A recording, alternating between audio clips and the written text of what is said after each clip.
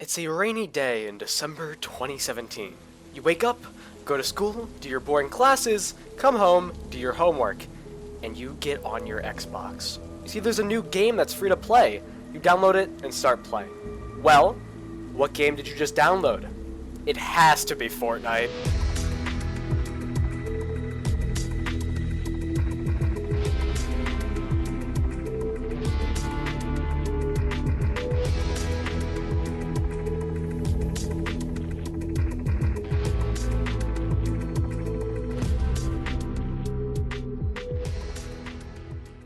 Fortnite was a tower defense survival game akin to COD Zombies or Minecraft that was made by Epic Games, released on July 25th in 2017.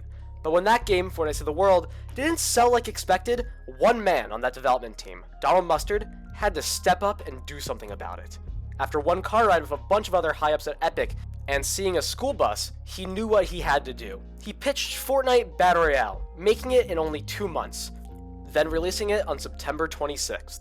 From that point on, Fortnite was born and exploded in popularity, each season of the game adding new skins, new weapons, and changing the map throughout, eventually getting to Season 4 where a meteor hits the map, destroying Dusty Depot. And in that season is where the problems all started for Fortnite. They added the Thanos Gauntlet to a LTM game mode where players could become Thanos. To players at the time, this seemed like an awesome crossover. Little did we know this one thing that Donald Mustard did out of passion would lead Fortnite down a path of greed, corporate takeover, and overall becoming pretty lifeless. So this is how Fortnite became a soulless, cash grab, crossover game.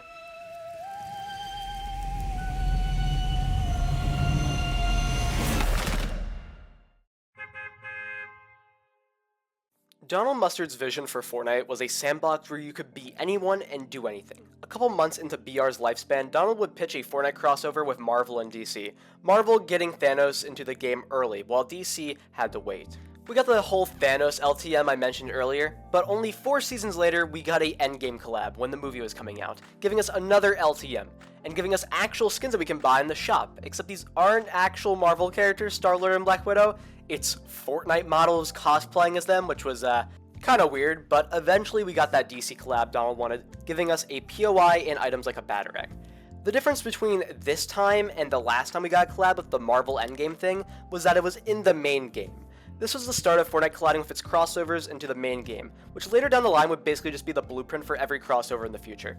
Also, during the early times of Chapter 1 collabs, we got the NFL skins, which was pretty cool, and also we got a Borderlands POI and the Psycho Bandit skin. The Psycho Bandit skin, which you could get for buying Borderlands 3 on the Epic Games Store. This would turn out to be a good marketing tactic for the Epic Games Store, making skins exclusive to the Epic Games launcher before Steam. This would be the point where Fortnite stopped being about the game itself and started being a way for Epic to push the Epic Games launcher and to advertise other products. If there's one thing we can't forget to talk about when it comes to the topic of cracks showing in early Fortnite, it's Fortnite Creative Mode. Fortnite Creative Mode came out on December 6th, but was available to Season 7 Battle Pass owners to play on December 3rd.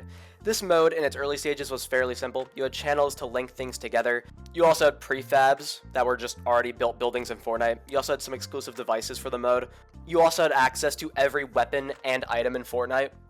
Except for that one, that one just never came out, I guess. I'm sorry, God Missile Man, you know, I miss you too. Can we have a moment of silence for the God Missile? All in all, Fortnite Creative Mode was super primitive for the time, but later down the road, this mode caused some crazy problems for Fortnite, basically crashing the Fortnite economy.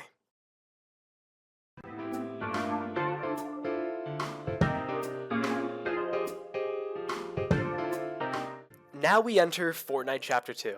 This is the time where Fortnite said, hey, why make our own original emotes when we could just buy the rights to the song and take dances from TikTok?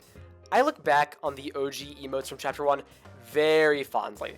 They had so much charm to them. Now, every emote is just some dance you'd see some e-celeb do on your For You page. And while Epic was at it, they said, hey, Tier 100s? More like Iron Man and Rick Sanchez, because they also became crossovers in Fortnite. Epic took the 2 most hyped things about a Battle Pass, its Tier 100 and its secret skin, and basically just said, and the secret skins used to be unique too. That's the crazy part. The secret skins used to always, or most of the time, be about the storyline. Now they're just a superhero for the newest Marvel movie coming out. It's so boring. Fortnite also sold out big time by doing a Star Wars event in-game to advertise the new Star Wars movie that I couldn't be bothered to look up which one it was because I don't care about Star Wars like that. But literally during the event, they brought out J.J. Abrams to come on stage and talk about the new Star Wars film. It's just wild that that even happened. Epic also played episodes of the rebooted Punk show at Risky Reels to advertise a streaming service called Quibi. The funny thing is that streaming service Quibi would later go out of business in only a year. Fortnite then did an entire Marvel-themed season with a Marvel Battle Pass, Marvel POIs, and the Avengers being canon to the Fortnite storyline because the Galactus event happened. This is when Fortnite jumped the shark for me, and got to a point of no return. Chapter 2 would overall be a low point for the Fortnite community, at least according to most people, but I look back on Chapter 2 pretty fondly. I liked it then, and I like it now. It was way better than whatever Chapter 3 was.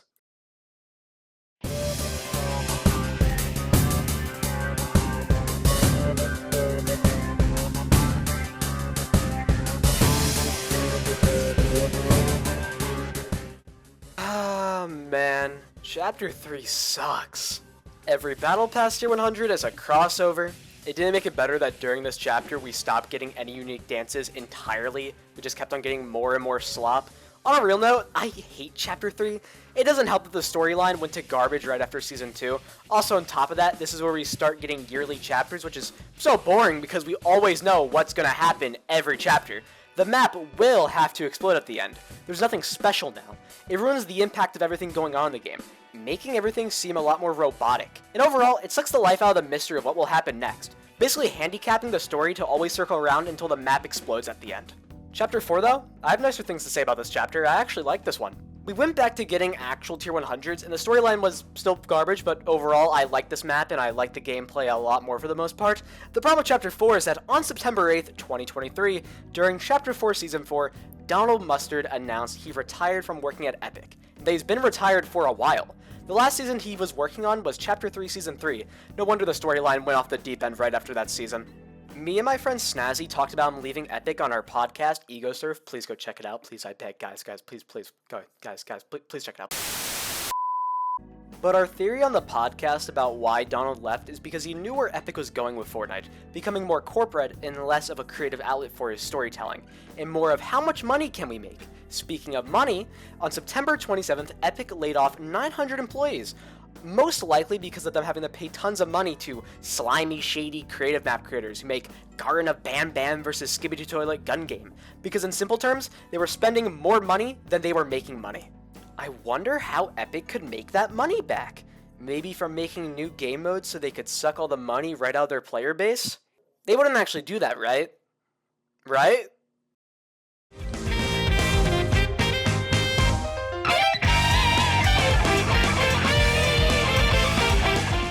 In Fortnite Chapter 5, they added whole new game modes. Rocket Racing, Lego Fortnite, and Fortnite Festival. Rocket Racing is, okay, I guess. It's a solid 5 out of 10 racing game. I personally would never play it over Mario Kart, though. Lego Fortnite was good when it first came out, but then they waited way too long to add anything of note to catch the player base's attention, so that mode now just dwindles in players. And finally, Fortnite Festival, which is probably the best mode out of the three. It actually being decent and giving us new content every week with these new music packs coming out every Thursday. Now, these modes are all fine and dandy, right? But the problem is that Fortnite has now stretched themselves too thin. Battle Royale not getting the most crazy updates anymore, lacking new content, and Lego and Rocket Racing not getting much attention either, with Lego Fortnite getting a huge Star Wars update for no reason, just so its 20,000 active players can be happy. It doesn't make it better that Epic Games wants to move away from being a Battle Royale. It's now becoming something entirely different, a scuffed version of the Metaverse. Fortnite is now not just good at one thing, it's average at about 4 things. Epic doesn't even want to call Fortnite a BR anymore. Them getting rid of rarities from skins so they can charge prices and the UI now becoming soulless from what it once used to be. It's just a disappointment in every end. On top of that, overcharging for instruments that you'll use in literally one game mode and that's it.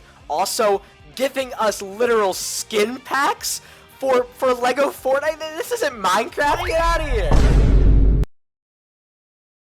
In conclusion, Fortnite's lost its way, becoming a hodgepodge of terrible creative maps, overpriced cosmetics for game modes only 10% of their player base plays, and becoming a BR with no stories left to tell, and a shallow marketing scheme for a company ran by greed and pride, not willing to come back to the earth with the rest of us because their ambitions for a metaverse were just too much for them to handle. What can I say? I guess I can only hope that Chapter 5 Season 3 takes some steps in the right direction.